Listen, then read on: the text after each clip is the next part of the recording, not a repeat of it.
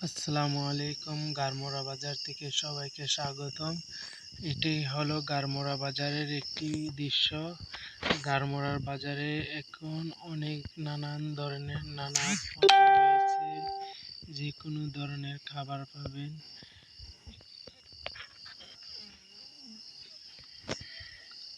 আসুন ঘুরে আসি ফল দোকানের এদিক দিয়ে। গারমোরার বাজার এখন ফলের মৌসুম। লিচু, কাঁঠাল, আম, আপনারা যে কোনো ফল কিনতে চাইবেন চলে আসবেন গারমোরার বাজারে ফল কেনার জন্য। অনেক নানান ধরনের সুস্বাদু ফল আছে।